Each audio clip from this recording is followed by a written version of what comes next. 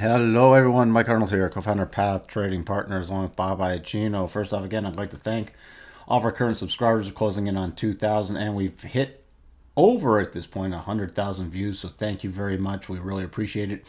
We also have some extra videos listed below that you can check out if you haven't watched them on technical analysis and such. We like when you watch all our videos because you get to learn more things that we're doing and more things that we're teaching, and you can learn to become a better trader. So NEO, we haven't checked in on this in a couple days.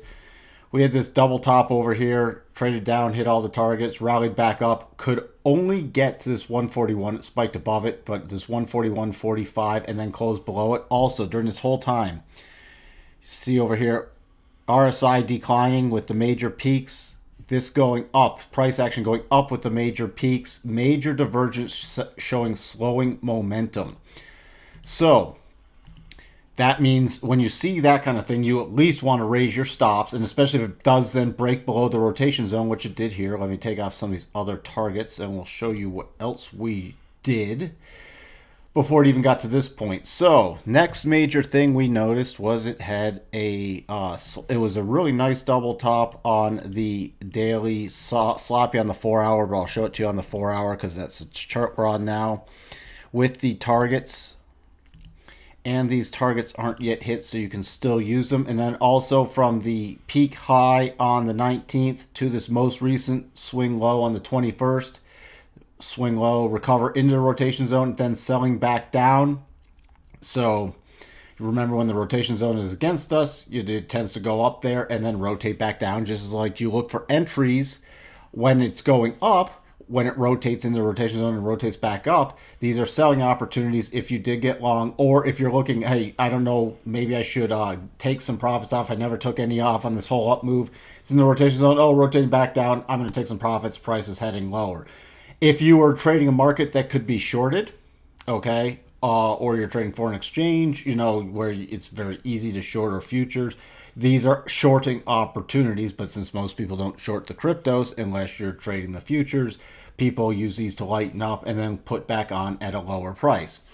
So we had the cluster down here, 114.29 to 113.85. The 113.85 first level from the double top, the 114.29, the 25% projection from, again, this major swing high to the most recent swing low. That's already hit. The first target for the double top has not yet been hit, so just watch that for that. But that's definitely been hit. Can't really redraw yet because we don't have a big enough pause. But we're going to watch for next major area about this 109, then major cluster 105 area, 105.50 area. Let's check in on the daily chart.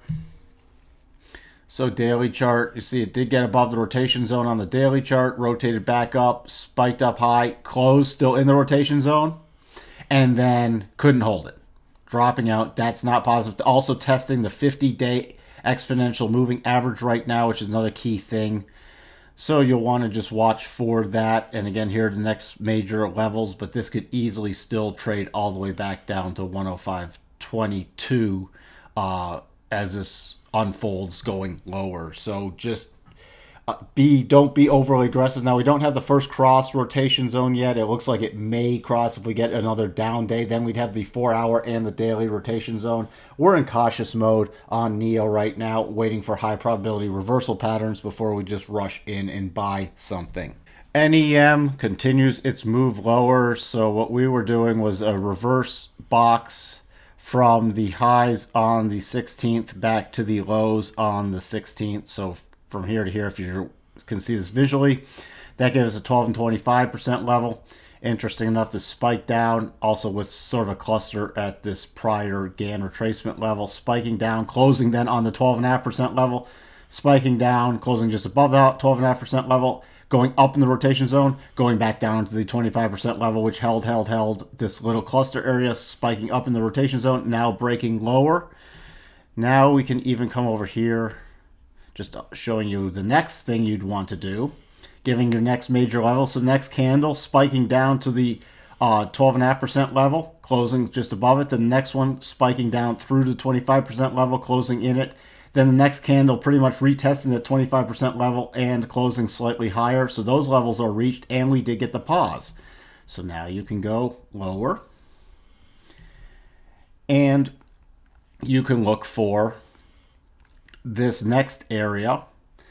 Next major area is 0.38927, and then we have a major cluster at this 0.36. We'll just call it 0.3650. We'll give it that nice round number.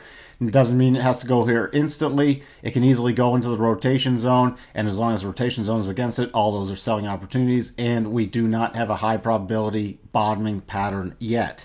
Let's check in on the daily. Make sure we do our multi-time frame analysis to help fine-tune the levels, what we're watching for. So on a rally back up, we have major resistance coming in about this 0.48 level.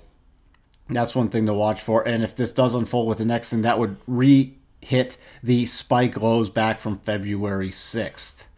So we can also, at this point, always do a reverse scan box from that level. And we want the 12 and the 25s again, to just give us an idea of if it does break below these spike lows, what's the next levels. Well, we're looking at about 0.33, which is a prior breakout zone. If you look all the way over here to the left, you see this was resistance, pulled back, opened at the bottom of the rotation zone, attacked the 50-day exponential moving average, and then took off higher. So that is prior resistance support. Resistance becoming support, so it might get some support around that area, and then below there, 0.2962 would be the next major level down at this point. So nothing to do in NEM/XEM right now until we get some high probability reversal pattern. So that's about it. And oh, by the way, this was not a double top. It looks like it would fit in our parameters, but it's not reversing a big enough move.